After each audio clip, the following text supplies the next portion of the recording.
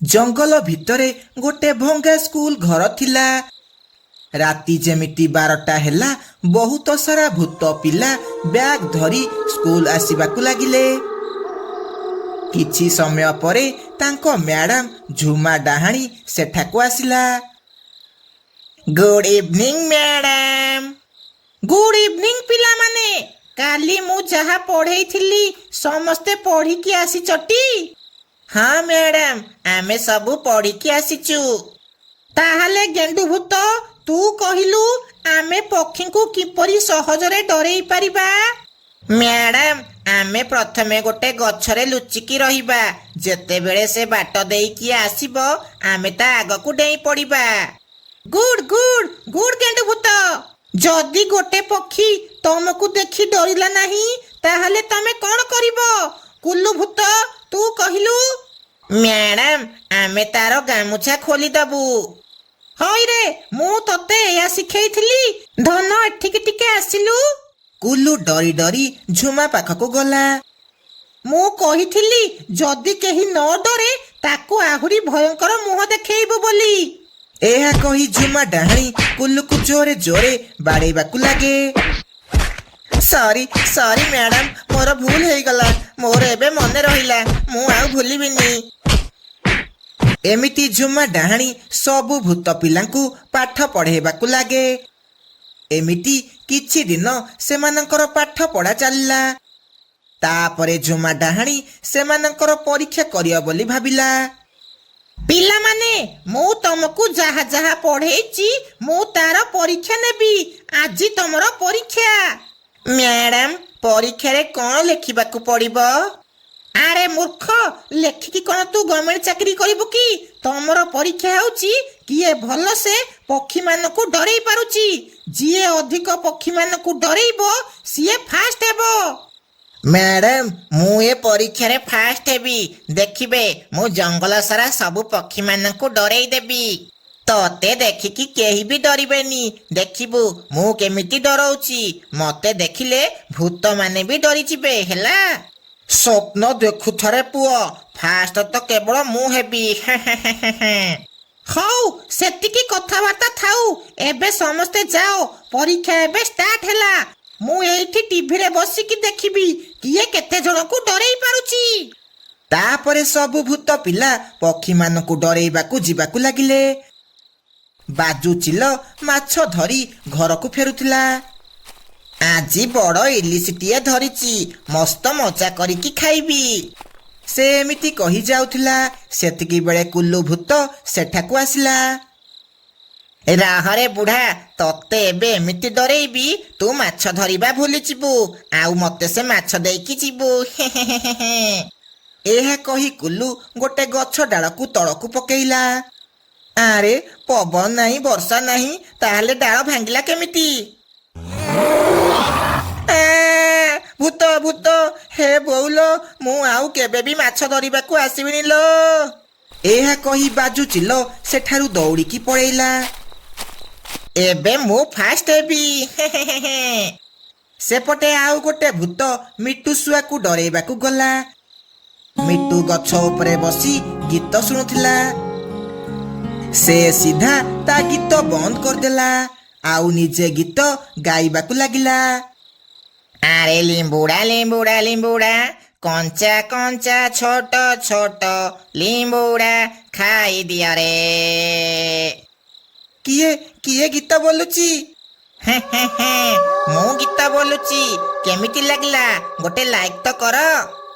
ହେ ବୋଉ ଭୂତ, ଭୂତ ବଞ୍ଚାଅ ବଞ୍ଚାଅ।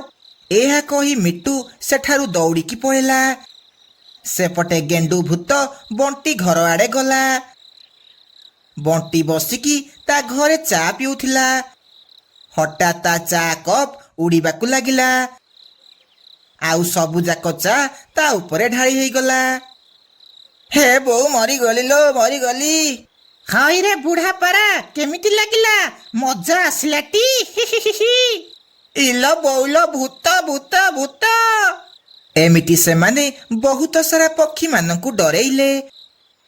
ଶେଷକୁ କୁଲୁ ଭୂତ କାଳୁ କାଉ ପାଖକୁ ଗଲା। କାଳୁ ତା ଘର ବାହାରେ ଖଟିଆ ପକେଇକି ଶୋଇଥିଲା। ଆଜି ଏ କାଳିଆ ଭୁଆର ରଙ୍ଗ ଛଡେଇ ଦେବି, ବେଶୀ ଷ୍ଟାଇଲ ମାରିକି ବାହାରେ ଆସିକି ଶୋଉଛି। ସେ ତା ଯାଦୁ ଦ୍ୱାରା କାଳୁର ଖଟକୁ ଉପରକୁ ତଳ କରିବାକୁ ଲାଗିଲା। କାଳୁର ନିଦ ଭାଙ୍ଗିଗଲା। ଆରେ ତୁ କାହିଁକି ସେମିତି କରୁଛୁ? ତତେ ଦେଖିକି ମୁଁ ଜମାରୁ ଡରୁନି। ଯା ଆହୁରି ଭୂତମାନଙ୍କୁ ଆଣିକି ଆସିବୁ। କଣ ତୁ ମତେ ଦେଖିକି ଡରୁନୁ? ଏଠି ମୋ ପାଖରେ କାନ୍ଦିଲେ କଣ ହେବ? ଯା ତୋ ଡାହାଣୀ ମ୍ୟାଡାମ ପାଖରେ କାନ୍ଦିବୁ।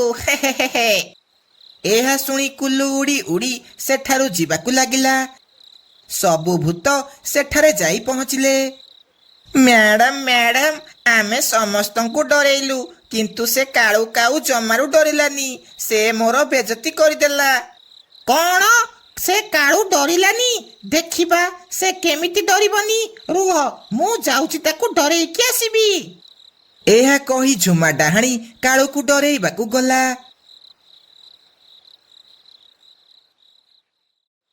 ହଇରେ କାଳୁ, ତୁ ମୋ ପିଲାମାନଙ୍କୁ ଦେଖି କଣ ଡରୁନୁ? ତୋର ଏତେ ସାହସ? ମୁଁ କାହିଁକି ଡରିବି? ମୁଁ ତତେ ଦେଖିକି ବି ଡରୁନି।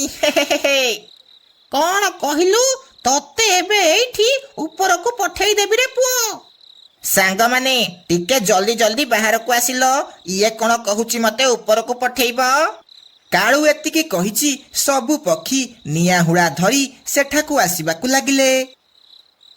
ଏ ସେ ନିଆଁ ହୁଳା ଧରିକି କୁଆଡେ ଆସୁଛୁ? ହେ ବଉଲ, ଯାଉଛି ଏଠୁ ପଳେଇବି। ଏହା କହି ଡାହାଣୀ ଜୋରେ ଜୋରେ ଦୌଡ଼ିବାକୁ ଲାଗେ। ସବୁ ପକ୍ଷୀ ତା ପଛରେ ନିଆଁ ହୁଳା ଧରି ଗୋଡ଼େଇବାକୁ ଲାଗିଲେ। କାଳୁ, ଇଏ ତୁ କିଛି ଠିକ କଲୁନି। ମୁଁ ପୁଣି ଥରେ ଫେରିବି, ଆଉ ତୋ ଅବସ୍ଥା ପୁରା ଖରାପ କରିଦେବି। କାଳୁ କାଉ ଆରପଟ ଜଙ୍ଗଲରୁ ରାନୀକୁ ବାହା ହେଇ ନିଜ ଜଙ୍ଗଲକୁ ଆସିଲା। ଜଙ୍ଗଲର ସବୁ ପକ୍ଷୀ ତାର ଭଲ ଭାବରେ ସ୍ୱାଗତ କଲେ। ରାନୀ, ଏଇଟା ହେଉଛି ଆମ ଘର। ଆଜିଠୁ ଆମେ ଏଇଠି ରହିବା। କାଳୁ, ତମ ଘର ତ ବହୁତ ସୁନ୍ଦର। ମୁଁ ଏ ଘରକୁ ଆହୁରି ସୁନ୍ଦର କରିକି ରଖିବି। ତାପରେ ସେମାନେ ଦୁଇ ଜଣ ଘର ଭିତରକୁ ଚାଲିଗଲେ। କିଛି ସମୟ ପରେ ମିନୁ ଚଢ଼େଇ ତାଙ୍କ ଘରକୁ ଆସିଲା। ଆରେ, ଆମ ଭାଉଜ ତ ବହୁତ ସୁନ୍ଦର। କାଳୁ, ଭାଉଜକୁ ଜମାରୁ ହଇରାଣ କରିବୁନି। ନାଇଁ ମିନୁ, ମୁଁ ରାନୀକୁ କେବେ ବି ହଇରାଣ କରିବିନି। ତାକୁ ମୁଁ ରାଣୀ କରିକି ରଖିବି। ଆରେ କାଳୁ, ମୁଁ ତତେ ଗୋଟେ କଥା ମନେ ପକେଇ ଦେବାକୁ ଆସିଛି। ତୋ ଘର ସାମ୍ନାରେ ଯୋଉ ବଡ଼ ବରଗଛ ଅଛି, ସେଠିକି ରାତିକି କେହି ବି ଯିବନି। ସେଠି ଗୋଟିଏ ଆତ୍ମା ରହୁଛି। ଆରେ ମିନୁ, ତୁ କାହିଁ ସେ ବେକାର କଥା କହୁଛୁ? ଆଜିକାଲି ଦୁନିଆରେ ଭୂତ ଡାହାଣୀ କୁଆଡେ ଆସିବେ? ଆରେ, ତୁ ତ ବାହାରେ ରହୁଥିଲୁ, ଏବେ ଗାଁକୁ ଆସିଛୁ। ଗାଁର ପକ୍ଷୀମାନେ କଥା ହେଉଥିଲେ ରାତିରେ ସେ ଗଛ ମୂଳେ କାହାର କାନ୍ଦିବାର ଶବ୍ଦ ଶୁଭା ଯାଉଛି। ସେଥିପାଇଁ କହୁଛି ରାତିରେ ସେଠିକି ଯିବନି।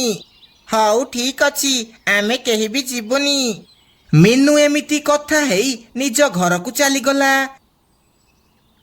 ସେଦିନ ରାତିରେ ରାନୀ କାଳୁ ପାଇଁ ଭଲ ଭଲ ଖାଇବା କରିଥିଲା। ସେମାନେ ମନ ଖୁସିରେ ଖାଇବା ଖାଇ ଶୋଇ ପଡ଼ିଲେ। ରାତିରେ ହଠାତ୍ କାହାର କାନ୍ଦିବାର ଶବ୍ଦ ଶୁଭାଗଲା। ରାନୀର ନିଦ ଭାଙ୍ଗିଗଲା। ଆରେ, ଏତେ ରାତିରେ ଏ କାନ୍ଦିବା ଶବ୍ଦ କୋଉଠୁ ଆସୁଛି? କିଏ ଏମିତି କାନ୍ଦୁଛି? କାଳୁ କାଳୁ, ଉଠିଲ କାଳୁ। କାଳୁକୁ ଜୋରେ ନିଦ ହେଇଥିଲା, ସେ ଉଠିଲା ନାହିଁ। ଯାଉଛି ବାହାରକୁ ଯାଇ ଦେଖିବି କିଏ କାନ୍ଦୁଛି। ଏହା କହି ରାନୀ କବାଟ ଖୋଲି ଘର ବାହାରକୁ ଗଲା।